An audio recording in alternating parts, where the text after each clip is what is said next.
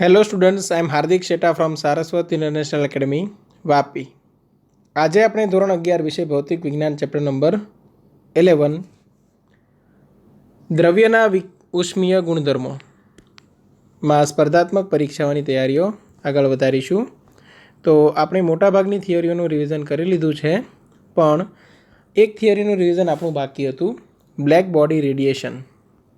બરાબર, કાળા પદાર્થો માંથી ઉત્સર્જિત થતું વિકિરણ।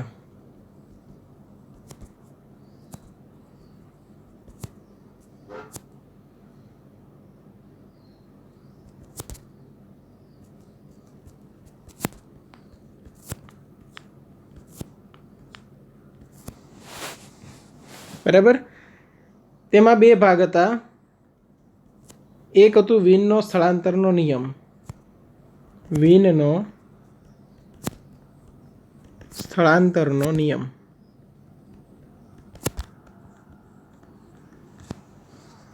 બરાબર, તેના માટે સૂત્ર યાદ રાખવાનું છે, લેમ્ડા એમ ઇન્ટુ ટી બરાબર અચળ, અને એ અચળાંક કેટલું હતું એ પણ સમજી લો।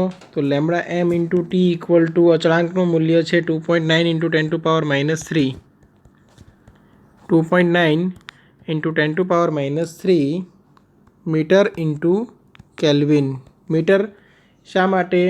તરંગ લંબાઈનો એકમ મીટર અને તાપમાનનો એકમ કેલ્વિન। બરાબર, એટલે આટલું યાદ રાખવાનું છે। લેમ્ડા એમ શું છે? બરાબર,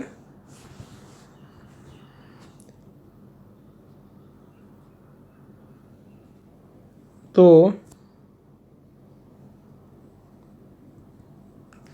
મહત્તમ તીવ્રતા માટે તરંગ લંબાઈ। બરાબર, અને ટી શું છે?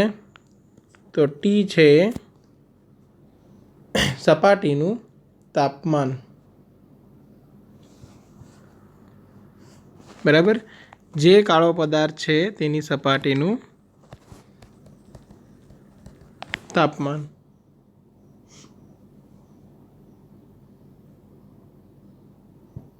ઓકે, ચલો હવે આમાં જોઈએ બીજો ભાગ।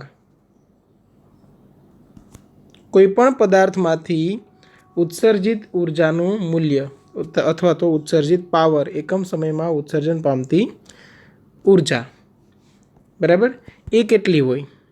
તો એમાં બે કિસ્સાઓ બનશે, સમજો। એક પહેલો કિસ્સો એવો કે જેમાં આપણે પરિસર ધ્યાનમાં લેતા નથી। બરાબર, એટલે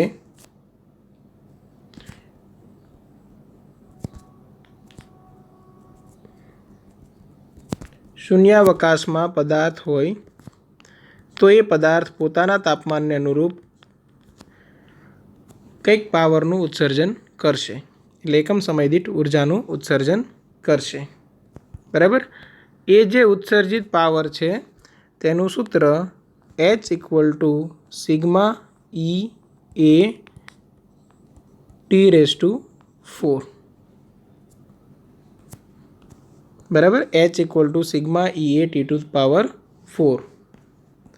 ચલો અહીંયા જોઈએ H શું છે? તો કે ઉત્સર્જિત પાવર। સિગ્મા શું છે? સ્ટીફન બોલ્ટ્ઝમેન અચળાંક। બરાબર, સ્ટીફન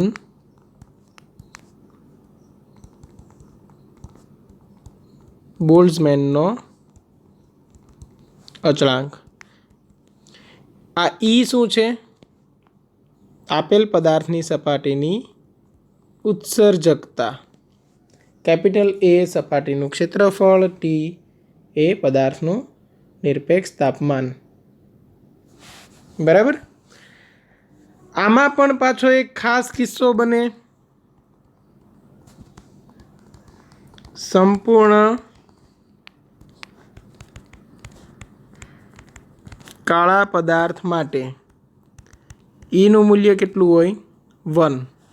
તો પછી H ઇક્વલ ટુ શું મળશે? ખાલી સિગ્મા A T⁴। બરાબર. સંપૂર્ણ કાળા પદાર્થ માટે તેની ઉત્સર્જકતા કેટલી હોય? 1. ઉત્સર્જકતા 1 હોય તો સૂત્રમાં આપણે આટલો ફેરફાર કરી નાખશું. જ્યાં E હતું ત્યાં આપણે 1 મૂકી દીધું એટલે ખાલી બચશે સિગ્મા A T⁴. બરાબર. આ શૂન્યાવકાશમાં પદાર્થ હોય તો હવે કોઈ એક પરિસરમાં આપણે પદાર્થ મૂકેલો છે તો જે પદાર્થ છે તે પોતાના અંદરથી પોતાના તાપમાનને અનુસાર, મતલબ ધારો કે પદાર્થનું તાપમાન છે T અને આસપાસનું જે પરિસર છે તેનું તાપમાન છે TS. તો પોતાના તાપમાનને અનુસાર એ કંઈક ઉર્જાનું ઉત્સર્જન કરે છે અને એ ઉત્સર્જન થાય છે સિગ્મા EA T⁴ પ્રમાણે, જેમ આપણે અહીંયા સૂત્ર જોયેલું હતું એ પ્રમાણે. પણ સામે પરિસરમાં પણ કંઈક તાપમાન છે, બરાબર. એટલે જેવી એની ઉત્સર્જન ક્ષમતા હશે તેવી એની શોષણ ક્ષમતા પણ હશે. એટલે તેમાંથી પાછો અમુક પાવર એટલે કે એકમ સમય દીઠ અમુક ઉર્જાનું એ શોષણ કરશે. એ કેટલી હશે તો કે સિગ્મા EA, હવે બહારનું તાપમાન છે TS એટલે અહીંયા આવશે TS⁴. તો આપણે એમ કહી શકીએ કે જે ચોખ્ખો ઉત્સર્જિત પાવર છે તે આ બંનેના તફાવત જેટલો હશે. કેમ કે આટલી ઉર્જા ઉત્સર્જન પામે છે તો આટલી ઉર્જા પર સેકન્ડ શોષણ પામે છે. તો આ બંનેની બાદબાકી કરીએ તો કોમન રહેશે સિગ્મા EA T⁴ TS⁴. અને આમાં પણ જો સંપૂર્ણ કાળો પદાર્થ હોય તો ટેન્શન લેવાની જરૂર નથી, ખાલી સ્મોલ ની જગ્યા પર 1 મૂકવાનું છે. બરાબર. એટલે આ સૂત્ર પણ તમારે યાદ રાખવાનું છે. ઓકે, હવે આપણે ક્વેશ્ચન્સનું સોલ્યુશન સ્ટાર્ટ કરીએ. ઓકે, તો હવે ક્વેશ્ચન્સનું સોલ્યુશન કરીએ. પિત્તળ કૌંસમાં લખેલું છે બ્રાસ અને સ્ટીલના સળિયાના રેખીય પ્રસરણાંક અનુક્રમે α1 અને α2 છે. પિત્તળ અને સ્ટીલના સળિયાઓની લંબાઈ અનુક્રમે L1 અને L2 છે. જો L2 - L1 ને બધા તાપમાનો માટે સમાન બનાવેલ હોય તો નીચે આપેલા સંબંધોમાંથી કયો સંબંધ સાચો છે? 4 ઓપ્શન આપેલા છે, તમે જોઈ શકો છો.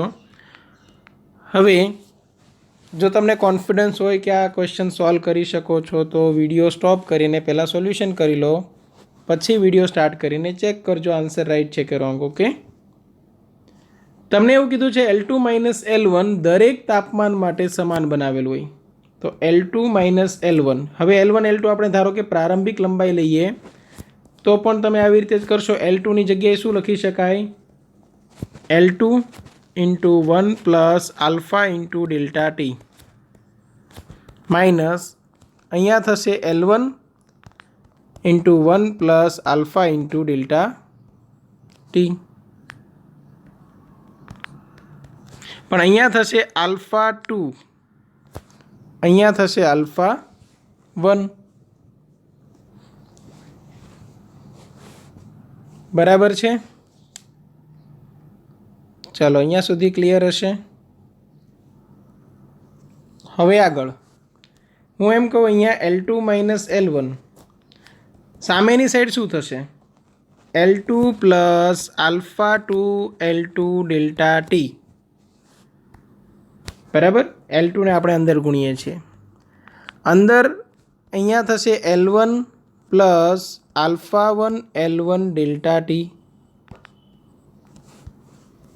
ઓકે, L2 - L1 = ચલો L2 - L1 તો આપણે એક સાથે લઈ લઈએ. L2 - L1. હવે જે આ બે પદ છે તેમાં α1 L1 અને α2 L2 અને α1 L1 નો બાદબાકી થશે. ચલો ∆T પણ સાથે જ રાખીએ, કંઈ પ્રોબ્લેમ નથી. આ કેન્સલ આઉટ, આ જે ઋણ છે એને પહેલી સાઈડ લઈ જાઓ એટલે ધન થઈ જશે, એટલે α1 L1 = α2 L2 મળી જશે, અને ડેલ્ટા ટી છે એ બંનેમાં કોમન છે એટલે કેન્સલ આઉટ થશે, બરાબર. તો આપણો આન્સર છે α1 L1 = α2 L2, ઓપ્શન સી. ચલો આ સમજમાં આવી ગયું હશે. હવે આગળ વધીએ. ક્વેશ્ચન છે 128 ગ્રામ પિત્તળના કેલોરીમીટરમાં 240 ગ્રામ પાણીમાં 128 ગ્રામ પિત્તળના કેલોરીમીટરમાં 8.4 ડિગ્રી સેલ્સિયસ તાપમાનવાળા 240 ગ્રામ પાણીમાં 192 ગ્રામ દળનો 100 ડિગ્રી સેલ્સિયસ તાપમાનવાળો અજ્ઞાત ધાતુનો ટુકડો ડુબાડવામાં આવે છે. જો હવે પાણી 21.5 ડિગ્રી સેલ્સિયસ તાપમાને સ્થિર થતું હોય તો અજ્ઞાત ધાતુની વિશિષ્ટ ઉષ્મા શોધો. પિત્તળની વિશિષ્ટ ઉષ્મા તમને આપેલી છે, બરાબર. આ ટાઈપના ક્વેશ્ચનમાં તમારે એક જ કન્સેપ્ટ યુઝ કરવાનો કે જે આપણે બહારનો અજ્ઞાત ધાતુનો ટુકડો છે, બરાબર, ધાતુનો ટુકડો અથવા તો ધાતુના ટુકડાએ ગુમાવેલ ઉષ્મા એ કોણે મેળવી હોય? કેલોરીમીટરે મેળવી હોય. હવે કેલોરીમીટરમાં હતું શું? તો કે પિત્તળ અને પાણી. તો તમે અહીંયા લખી શકો પિત્તળ વત્તા પાણી એ મેળવેલ ઉષ્મા. તો તમે અહીંયા કરશો MS ડેલ્ટા ટી જે તમારે મેળવવું છે. પિત્તળ માટે શું કરશો? તો દળ કોનું આવશે? પિત્તળનું, બરાબર. હવે પિત્તળ એટલે શું? તો બ્રાસ. તો હું અહીંયા લખી દઉં છું MB SB ડેલ્ટા ટી પણ બી માટે. પાણી એટલે વોટર, તો MW SW ડેલ્ટા ટી પણ W માટે, બરાબર. હવે ધાતુના ટુકડાનું દળ કેટલું હતું? 192 ગ્રામ. અહીંયા 128 ગ્રામ છે અને પાણી માટે તમને 240 ગ્રામ, બધું ગ્રામમાં આપેલું છે એટલે સામસામે ગ્રામમાં રાખશો તો કોઈ પ્રોબ્લેમ છે નહીં, બરાબર. એટલે આ બાજુ 192 ગ્રામ આવશે. 192 S મેળવવાનું છે. ડેલ્ટા ટી તેના માટે કેટલું આવશે? તો કે 100 ડિગ્રી સેલ્સિયસ હતું અને અંતિમ તાપમાન બધાનું થઈ જાય છે 21.5, એટલે 100 - 21.5 = MB. બ્રાસનું દળ કેટલું હતું? 128 ગ્રામ. SB વિશિષ્ટ ઉષ્મા કેટલી છે? 394 જૂલ પર કિલોગ્રામ કેલ્વિન, એટલે અહીંયા 394. હવે તેના તાપમાનમાં કેટલો ફેરફાર થયો? તો 21.5 ડિગ્રી સેલ્સિયસ અને પ્રારંભિક હતું 8.4. તો 21.5 - 8.4. અહીંયા કેમ આપણે એવું કર્યું કે મતલબ આ જગ્યા પર આપણે એવું કંઈક કરેલું પ્રારંભિક માઇનસ અંતિમ, અહીંયા અંતિમ માઇનસ પ્રારંભિક, કેમ કે અહીંયા ગુમાવેલ ઉષ્મા છે, અહીંયા મેળવેલ ઉષ્મા છે. કમ્પેરિઝન કરવા માટે આમ કરવું પડશે. ઓકે.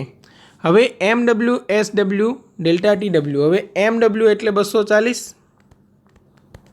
દળ હતું પાણીનું 240. SW આપણને ખબર હોય 4186, અને ડેલ્ટા ટી તો તેના માટે પણ આ જ આવશે 21.5 - 8.4. આપણો જે મેઇન ક્વેશ્ચન માર્ક છે અહીંયા છે. બાકી બધી વસ્તુ તમને આપેલી છે. કિંમત મૂકો એટલે તમને આન્સર મળી જશે. S = 916 જૂલ પર કિલોગ્રામ કેલ્વિન. તો આપણો આન્સર આવશે 916 જૂલ પર કિલોગ્રામ પર કેલ્વિન. ઓકે, ચાલો. તો કેલ્ક્યુલેશન છે એ તમે એક વખત વ્યવસ્થિત કરી લેજો. કોઈ ડાઉટ હોય તો કોન્ટેક્ટ કરી શકો છો. હવે અહીંયા જુઓ, એક બીજો ક્વેશ્ચન છે. એલ્યુમિનિયમ અને સ્ટીલની બનેલી દ્વિધાતુની પટ્ટીને ગરમ કરતા પટ્ટી હવે સમજો, દ્વિધાતુની પટ્ટી એટલે કેવી? એક ધારો કે આ એલ્યુમિનિયમની પટ્ટી છે, બીજી સ્ટીલની પટ્ટી છે, એ આવી રીતે બાજુમાં છે,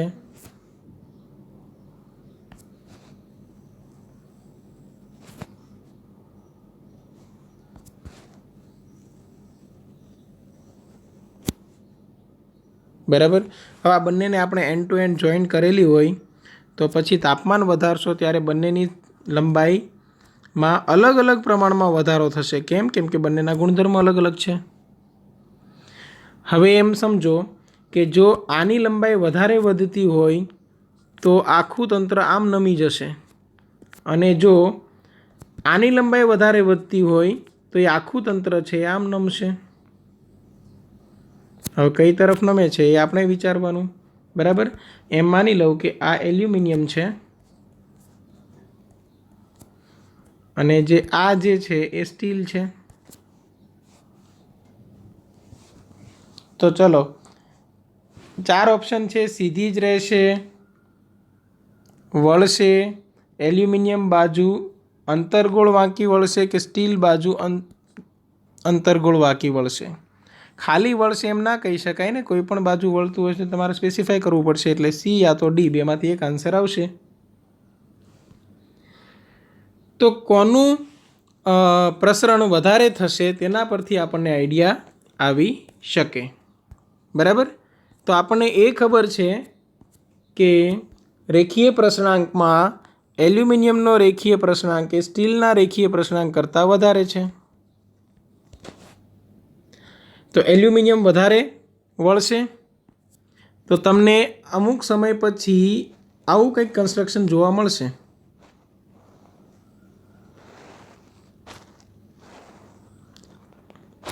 આ એલ્યુમિનિયમની લંબાઈમાં વધારો થયો, સ્ટીલની લંબાઈમાં થોડો ઓછો વધારો તો તેમાં પણ થશે પણ ઓછો થશે. ચલો, તો આન્સર કયો આવશે? કોના તરફ વળે છે? આના તરફ. એ કયું છે? સ્ટીલ છે, બરાબર. તો ડી આન્સર આવશે, સ્ટીલ બાજુ અંતર્ગોળ વાંકી વળશે. કેમ? કેમ કે એલ્યુમિનિયમ છે તેનું રેખીય પ્રસરણ સ્ટીલ કરતાં વધારે થશે. ચલો, આ વાત સમજમાં આવી ગઈ હશે. ઓકે, હવે આગળ નેક્સ્ટ ક્વેશ્ચન છે. એક રૂમમાં ગરમ પાણીથી ભરેલું બીકર છે. તેનું T1 સમયમાં તાપમાન 80 ડિગ્રીથી 75 ડિગ્રી સેલ્સિયસ થાય છે. T2 સમયમાં તાપમાન 75 ડિગ્રી સેલ્સિયસથી 70 થાય છે અને T3 સમયમાં તાપમાન 70થી 65 થાય છે, બરાબર. ત્રણેયમાં 5 ડિગ્રી સેલ્સિયસ તાપમાનનો ઘટાડો થાય છે, બરાબર. તો 80 ડિગ્રી સેલ્સિયસથી 75, 75થી 70 અને 70થી 65. સમજો, ઉષ્મા જે અહીંથી વહન પામે છે પરિસરમાં તેનો દર અહીંયા તાપમાન છે એનો તફાવત પરિસર સાથે મોટો હશે. ધારો કે પરિસરનું તાપમાન 30 લઈએ તો આ 30 અને 80નો તફાવત મોટો છે, એટલે ફટાફટ વહન થતું હશે ઉષ્માનું પરિસર તરફ. અહીંયા 30 અને 75 વચ્ચે તફાવત ઓછો, એટલે પરિસરમાં ઉષ્માનું વહન થાય છે પણ ધીમા દરથી. અહીંયા તફાવત ઘણો બધો ઓછો જુઓ, તો ઉષ્માનું વહન જે થાય છે હજુ ઓછા દરથી થશે. તો આ T1 સમય ઓછો હશે, આ T2 સમય તેનાથી વધુ હશે, T3 સમય સૌથી વધુ હશે. તો પછી આપણો આન્સર શું આવશે? T1. ઓકે, આ સમય છે ને less than T2 less than T3, એટલે હા, બરાબર. જ્યાં દર વધુ છે ત્યાં સમય ઓછો લાગશે, એટલે T1 સમય સૌથી ઓછો હશે, T2 મોડરેટ હશે અને T3 સમય સૌથી વધુ હશે. ઓકે, ચલો, આ ક્વેશ્ચન સમજમાં આવી ગયો હશે. હવે જોઈએ નેક્સ્ટ ક્વેશ્ચન. અહીંયા એક સાથે બે ક્વેશ્ચન છે, બરાબર. એક થોડો સિમ્પલ છે અને બીજો છે એ કેલ્ક્યુલેશનવાળો છે. તો ફર્સ્ટ ક્વેશ્ચન જુઓ, ઉષ્માવાહકતાનો એકમ ખાલી જગ્યા છે, બરાબર. તો ઉષ્માવાહકતા તમને ક્યાં જોવા મળશે? H = KA T1 - T2 છેદમાં લંબાઈ L. તેમાં ઉષ્માવાહકતા Kનો એકમ જોઈએ છે. તો આ Hનો એકમ બનશે વોટ, બરાબર. તો વોટ, આ લંબાઈ ગુણાશે તેનો એકમ પણ સાથે સાથે ગુણાઈ જશે એટલે મીટર, છેદમાં ક્ષેત્રફળનો એકમ થશે મીટર સ્ક્વેર, તાપમાનના તફાવતનો એકમ થશે કેલ્વિન. એક મીટર કેન્સલ. તો વોટ પર મીટર પર કેલ્વિન, આમાં તો જૂલ છે, એટલે ઓપ્શન એ રાઈટ આન્સર છે, વોટ પર મીટર પર કેલ્વિન. ઓકે, હવે જોઈએ નેક્સ્ટ ક્વેશ્ચન. ક્વેશ્ચન રીડ કરો. 100 ડિગ્રી સેલ્સિયસ તાપમાનવાળી 100 ડિગ્રી સેલ્સિયસ તાપમાનવાળી ગ્રામ વરાળને 0 ડિગ્રી સેલ્સિયસવાળા 200 ગ્રામ બરફની સાથે મિશ્રિત કરવામાં આવે છે. જો પાણીનું પરિણામી તાપમાન 40 ડિગ્રી સેલ્સિયસ હોય તો નું મૂલ્ય ગ્રામમાં શોધો. ગલનગુપ્ત ઉષ્મા તમને આપી છે, બાષ્પીભવન ગુપ્ત ઉષ્મા આપી છે, પાણીની વિશિષ્ટ ઉષ્મા આપી છે, બધું જ છે તમારી પાસે, બરાબર. સિમ્પલ કન્સેપ્ટ છે ઉર્જા સંરક્ષણના નિયમ અનુસાર, બરાબર. વરાળે ગુમાવેલ ઉષ્મા = બરફે મેળવેલ ઉષ્મા. ચલો સોલ્યુશન સ્ટાર્ટ કરીએ.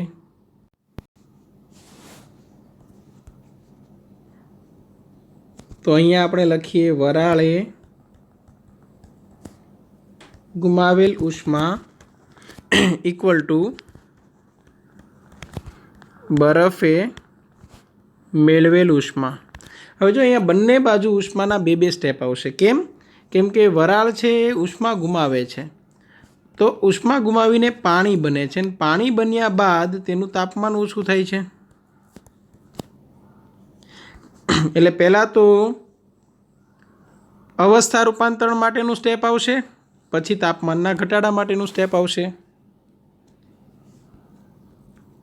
સેમ એવી રીતે બરફ જ્યારે ઉષ્મા મેળવે છે ત્યારે સૌથી પહેલાં બરફમાંથી પાણી બને છે. 0 ડિગ્રી સેલ્સિયસે બરફ હતો, 0 ડિગ્રી સેલ્સિયસવાળું પાણી બને છે, અને ત્યારબાદ તાપમાનનો વધારો થાય છે 0 ડિગ્રી સેલ્સિયસથી સ્ટાર્ટ કરીને ક્યાં સુધી? તો અંતિમ તાપમાન બને છે 40 ડિગ્રી સેલ્સિયસ, બરાબર. એટલે બંને બાજુ બે સ્ટેપ આવશે. એક અવસ્થા રૂપાંતરિત કરીને આપશે, બીજું તાપમાનમાં વધારો કે ઘટાડો કરીને આપશે. તો વરાળે ગુમાવેલ ઉષ્મામાં એક સ્ટેપ આવશે m × લેટેન્ટ હીટ ઓફ ફ્યુઝન, બરાબર. કેમ કે વરાળનું દળ આપણને m ગ્રામ આપેલું છે. પછી પ્લસ શું કરીશું? તો પ્લસ m SW અને ડેલ્ટા TW વોટર માટે. ઓકે, હવે અહીંયા ડેલ્ટા ટી આપણે શું લખી દઈએ? પહેલેથી લખી દઈએ કે 0 ડિગ્રી સેલ્સિયસ તાપમાને પાણી બની ગયા પછી, વરાળ છે ને, એટલે 100 ડિગ્રી સેલ્સિયસવાળા પાણી બની ગયા પછી તેનું તાપમાન થઈ જાય છે 40, એટલે અહીંયા આવશે 100 - 40. ઓકે, વરાળ છે એટલે લેટેન્ટ હીટ ઓફ વેપોરાઇઝેશન આવશે, તે પણ આપણે ભૂલવાનું નથી. બરફ માટે m × LF આવશે, પણ બરફ છે એનું દળ તમને 200 ગ્રામ આપેલું છે, એટલે હું અહીંયા લખી દઉં પહેલેથી 200 × LF latent heat of fusion, plus 200